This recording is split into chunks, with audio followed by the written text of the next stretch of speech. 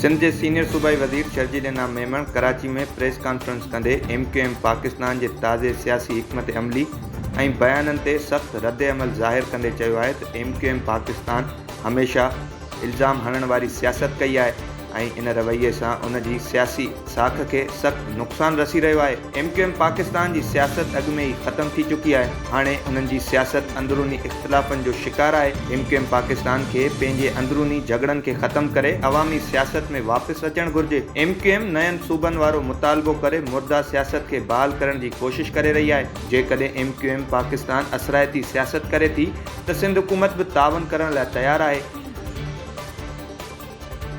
सिंध के सीनियर सूबाई वज़ीर शर्जील इनाम मेमण सूबाई वज़ीर नासिर हुसैन शाह, सईद गनी, जुल्फ़कार अली शाह ऐं ॿियनि कैंट स्टेशन जो दौरो कयो। उन मौक़े ते वफ़ाक़ी सेक्रेटरी रेलवे सूबाई वज़ीरनि कैंट स्टेशन ते अपग्रेडेशन जारी कमनि ऐं शालीमार एक्सप्रेस में शामिल कयल जदीद सहूलतुनि बाबति आगाह कयो। सूबाई वज़ीरनि पारां सिंध हुकूमत जे तावन सां कैंट स्टेशन ते मुहैया कयल सहूलतूं ऐं शालीमार एक्सप्रेस जे जदीद बहाली जी तारीफ़ कई वई। शर्जील इनाम मेमण चयो त कैंट स्टेशन ते जदीद सहूलतूं मुसाफ़िरनि जे मसइलनि खे घटि कंदियूं, जॾहिं त सिंध हुकूमत अवाम खे बहितर सफ़री सहूलतूं फ़राहम करण लाइ वफ़ाक़ सां मुकमल तावन करे रही आहे। सूबाई वज़ीर नासिर हुसैन शाह चयो त रेलवे वज़ारत जल्द ई सिंध हुकूमत जे तावन सां सखर खां रोड़ीअ ताईं लोकल ट्रेन शुरू कंदी। वफ़ाक़ी सेक्रेटरी रेलवे यकीन ॾियारियो आहे त रोड़ी जंक्शन जी मुकमल अपग्रेडेशन पिणु जल्द कई वेंदी।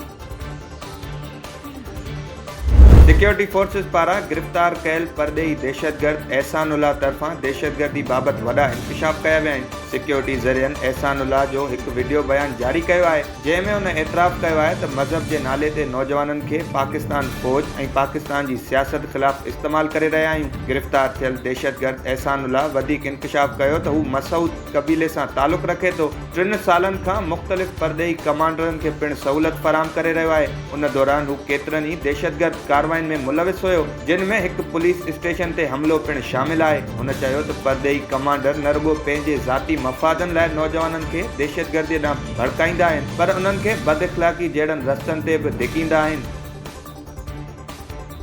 बांग्लादेश की अॻूणी वज़ीर आज़म शेख हसीना वाजिद अदालत तरफ़ां खेसि इंसानियत जो मुजरिम करार ॾियण वारे फ़ैसिले खे रद्द कंदे चयो आहे त हर शइ जो हिसाब वरितो वेंदो। अदालत जे फ़ैसिले खां पोइ शेख हसीना वाजिद अवामी लीग ऐं संदसि हिमायतुनि खे पैगाम जारी कयो। पंहिंजे बयान में हुन चयो आहे त मुंहिंजे ख़िलाफ़ इल्ज़ाम कूड़ा आहिनि, हिमायतुनि खे परेशान न थियणु घुर्जे, उन्हनि खे फ़ैसिलो जारी करणु ॾियो।